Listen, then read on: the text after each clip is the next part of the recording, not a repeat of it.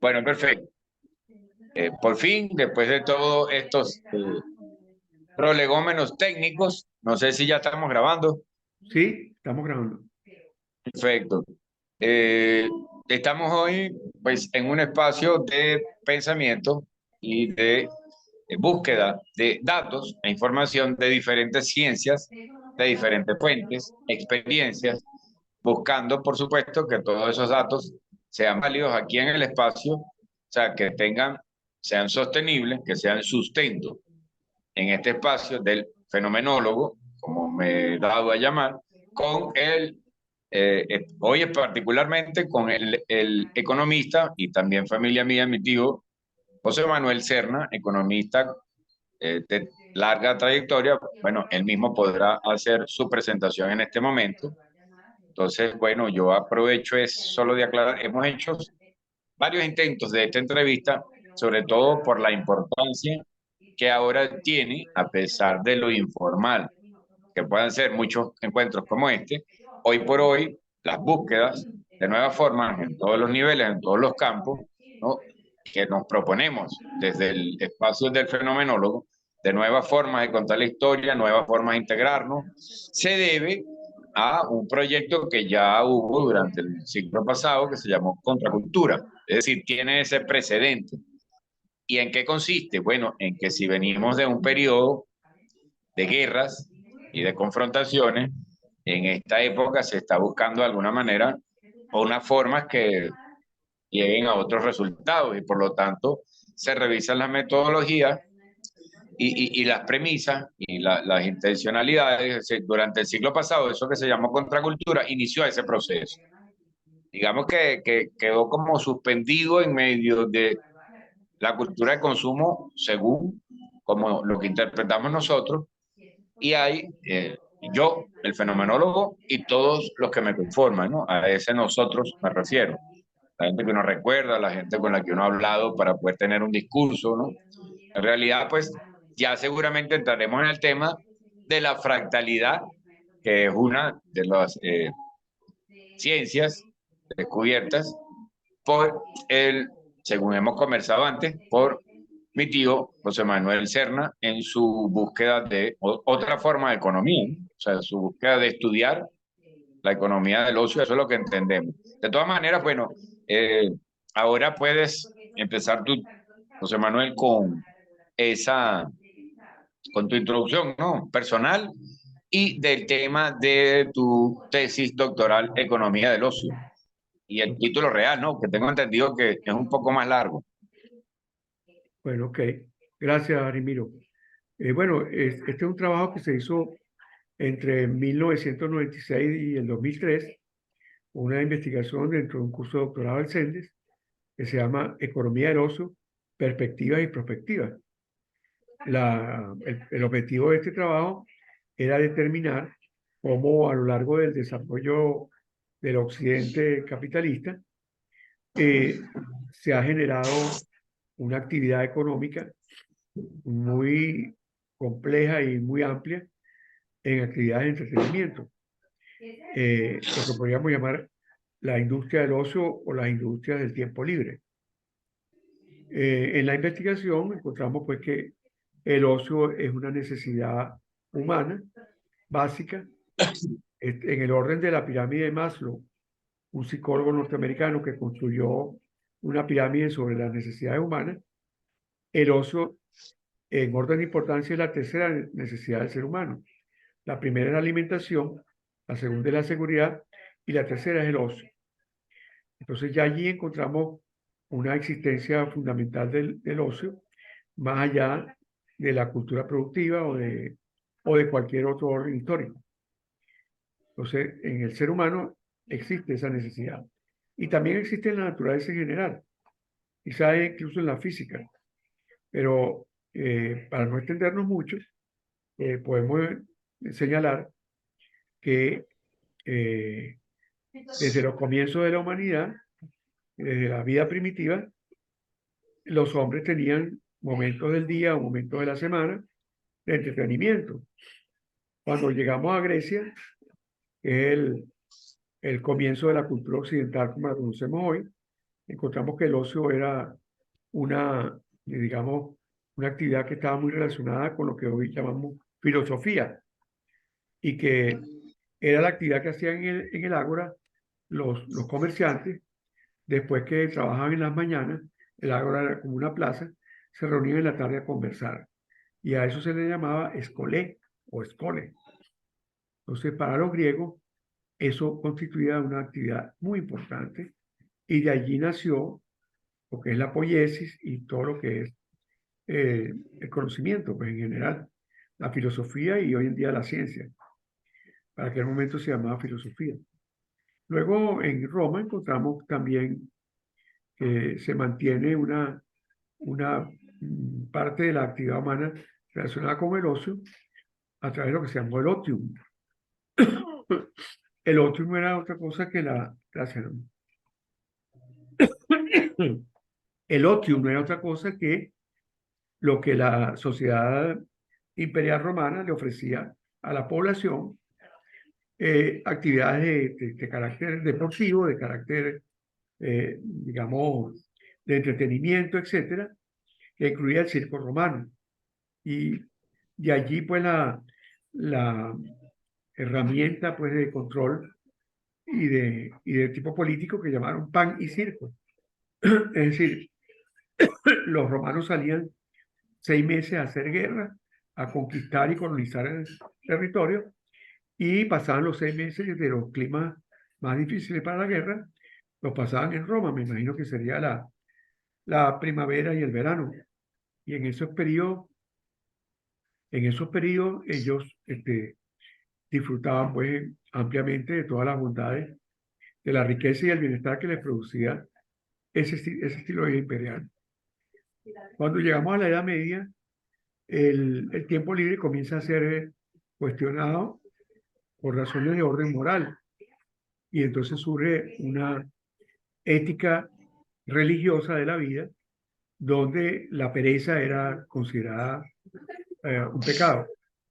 Y muchas actividades en las cuales, y ese tiempo libre en el medioevo se dedicó entonces a la contemplación divina y a una gran cultura religiosa que la vemos en todas las catedrales europeas. Es decir, el excedente, para usar la palabra económica, el excedente económico de la época medieval, de esos 1000 años, se refleja fundamentalmente en el arte y en la arquitectura, pero arte y arquitectura de orden religioso. Eh, cuando, cuando viene el Renacimiento, cuando Europa se vincula al resto del mundo y el comercio empieza a crecer, el trabajo se convierte en otra cosa, porque el trabajo comienza a ser manejado en términos de dominio del tiempo y dominio bajo unas reglas de trabajo, de actividad, que incluían digamos, el control del tiempo de trabajo. No era como el trabajo agrícola, donde el agricultor medieval o el agricultor primitivo manejaba espacios de tiempo, digamos, relacionados con la naturaleza, la época de la cosecha, etcétera. Sino que aquí empieza ya a manejarse la jornada de trabajo y entonces el tiempo libre eh, era un derecho muy limitado para los siervos. Existía, pero era un derecho muy limitado. Y me refiero, en este caso, a la Baja Edad Media. Luego, cuando viene el capitalismo comercial, a partir del siglo XVI, comienza la producción mercantil, la producción fabril, y, y entonces el tiempo libre era sumamente escaso porque Europa se vuelca a producir y a controlar comercialmente las colonias. Luego viene la transformación que origina la máquina. Esto es parte del ocio y es una parte muy importante del ocio, en mi caso, porque en la vida actual el ocio está fractalmente mezclado con el trabajo. Pero en los comienzos del capitalismo, el trabajo es, digamos, consagrado, es usado como una especie de gran eh, valor, hay una especie de ética del trabajo y en ese momento los capitalistas, los dueños de la fábrica, eh, obligaban a jornadas muy extensas, incluso al trabajo de los niños. El trabajo no tenía la duración de 8 horas, sino probablemente de 60 o 70 horas semanales o más. Y el trabajo incluía a toda la población. Ya en la modernidad que tenemos, la economía logró, digamos, crear unas reglas de vida que permiten una mayor producción. La tecnología ha ido sustituyendo mano de obra humana por equipos industriales, tecnológicos, etcétera. Entonces, ya el consumo no es solamente el consumo de los bienes esenciales que se conocía en la Edad Media o en la época primitiva, sino el consumo comienza a diversificarse. Y en esa diversificación del consumo aparece el ocio como un área en la cual se generan excedentes económicos. Eh, ese es digamos, el ámbito histórico del tema del ocio. En el análisis, en el análisis, Una digamos, cronología, ¿no? en el análisis ya como sistema, como industria o como actividad humana, hemos llegado a otros resultados, como una definición que creamos del ocio y como una caracterización del ocio, eh, como una actividad autotélica. Ese fue digamos, una importante descubrimiento, no podríamos llamarlo, un importante hallazgo en, en los trabajos del Instituto de esto de Bilbao, una universidad que se dedica al ocio de manera muy especial y que ellos definen el ocio como algo de carácter autotélico. Entonces, el autotelismo es aquello que hacemos para nosotros mismos. Y en ese sentido, gran parte del trabajo puede ser trabajo en ocio. Entonces, la discriminación entre ocio y trabajo se diluye y el trabajo comienza a ser parte de un estilo de vida, de una actitud ante la vida, en la cual trabajar no es lo que originaron los romanos cuando inventaron el trabajo y lo llamaron tripalium. Tripalium era tortura. Entonces, y esa es la razón por la que a uno no le gusta el trabajo. El trabajo es una especie de tortura. Y en economía se define el salario, la definición estricta de Lionel Robbins, Premio Nobel de Economía, es que el trabajo es lo que hacemos cuando decidimos sacrificar nuestro tiempo libre por un salario. Entonces, la definición de salario es el costo que una persona acepta para dejar el ocio. Y hay una palabra hay una expresión muy corriente. Alguien dice, yo por ese sueldo no trabajo. Entonces, el sueldo es una especie de frontera entre el trabajo y el ocio. Y lo es hoy en día también. Bueno, por esa vía llegamos también a otros hallazgos muy importantes que tienen que ver con eh, cómo se configura